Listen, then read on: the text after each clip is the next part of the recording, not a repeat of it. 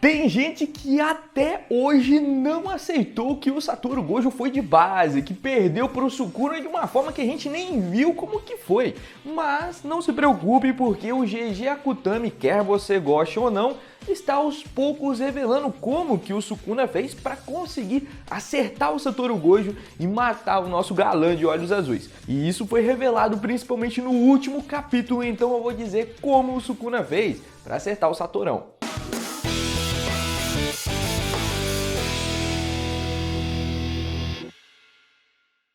E aí galera, Lucas Dias na área para trazer mais conteúdo de Jujutsu Kaisen. E claro, vou pedir aqui o que eu peço sempre, cara, se inscreva nesse canal, vire membro se puder, porque isso daqui me ajuda e me ajuda demais, beleza? É só apertar no botão aqui embaixo, show? Primeiro de tudo, para você entender o que o Sukuna fez, você precisa entender o que o Sukuna precisa fazer para soltar o corte que corta o mundo. São 3 passos para ser mais específico. Primeiro, ele precisa entoar os encantamentos para soltar o corte que corta o mundo. Segundo, ele precisa fazer os selos do Ematen, que são os mesmos selos usados para invocar a expansão de domínio do Sukuna.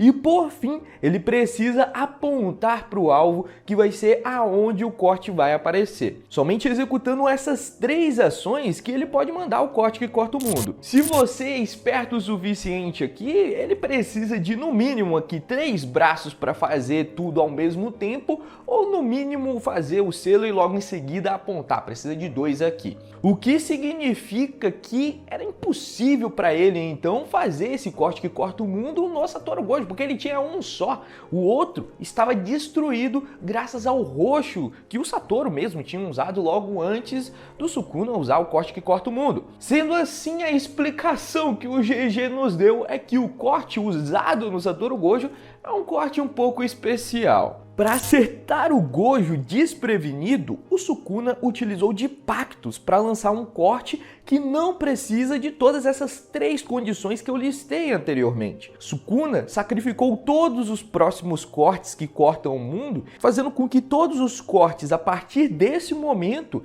só fossem lançados fazendo os 3 passos. Ou seja, o Sukuna fez um pacto onde ele conseguia lançar o corte que corta o mundo sem esses 3 passos. Ele não precisava entoar os cânticos, não precisava fazer o selo do Ematen e nem provavelmente apontar para o Satoru Gojo para lançar o primeiro corte que corta o mundo. Como pagamento desse pacto, ele deu algo em troca para conseguir lançar esse corte especial no Satoru Gojo, ele se obrigou a ter que fazer esses 3 passos em todos os outros cortes que ele lançar depois desse do Satoru Gojo.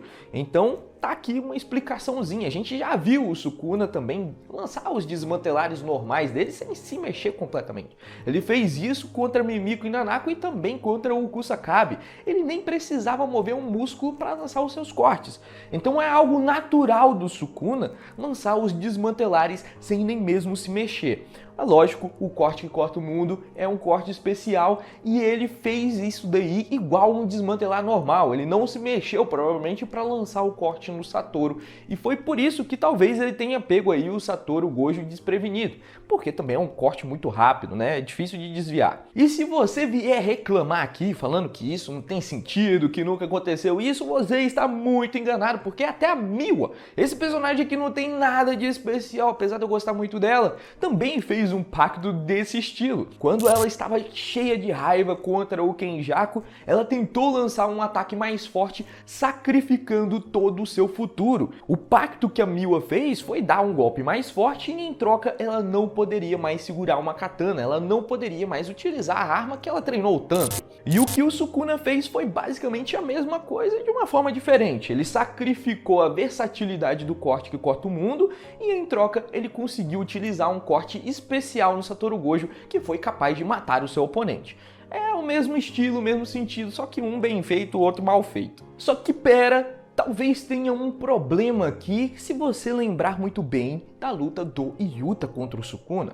Se você ver essa imagem, a gente consegue perceber que o Sukuna estava com um braço perdido, um outro cortado e os outros dois sendo segurados pela Rika. E mesmo assim, ele conseguiu utilizar o corte que corta o mundo no Yuta. Então como ele conseguiu fazer os selos e ainda apontar para o Yuta, sendo que ele estava sendo segurado? Dito isso, primeiro vamos aos fatos. A gente viu que ele entoou aqui os encantamentos, então ele já fez um dos critérios, já está aqui riscado uma das 3 necessidades que ele precisa fazer para lançar o corte que corta o mundo. Outra coisa que a gente também viu é que ele apontou para o Yuta, então aqui outro critério necessário para utilizar o corte que corta o mundo. Sobrando, enfim, os selos que a gente não viu o Sukuna fazer.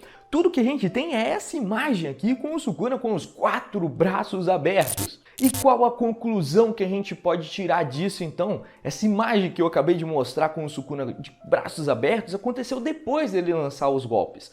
A gente está vendo que nem mesmo ele está apontando para o Yuta, o que significa que ele já tinha usado e depois estava ali só se vangloriando do que acabou de fazer. Provavelmente o que aconteceu aqui talvez tenha sido em etapas. Eu estou dizendo aqui só uma suposição, tá? Até mesmo porque a gente não viu também o que aconteceu. Talvez o Sukuna tenha usado ruptura na Rika que estava segurando o Sukuna, então ele conseguiu liberar 2 de seus braços, fez o selo e logo em seguida apontou para o Yuta, porque nada diz aqui que ele tem que fazer o selo ao mesmo tempo que ele aponta para o seu oponente. Talvez ele consiga fazer o selo e depois apontar e aí o corte que corta o mundo vai vir de qualquer forma. Ao menos essa é a conclusão que eu cheguei e também essa é a justificativa que eu enxerguei para ele conseguir utilizar o corte que corta o mundo nessa situação. É óbvio, isso daqui também é uma suposição, então você tire a sua própria conclusão. Se você acha que o GG pirocou aqui, ficou doidão, também você pode achar isso, é seu direito, pô. Mas eu tô tentando aqui encontrar uma solução para esse problema que eu percebi aqui, principalmente na luta do Yuta, e também explicar o que o Sukuna fez contra o Satoru, beleza?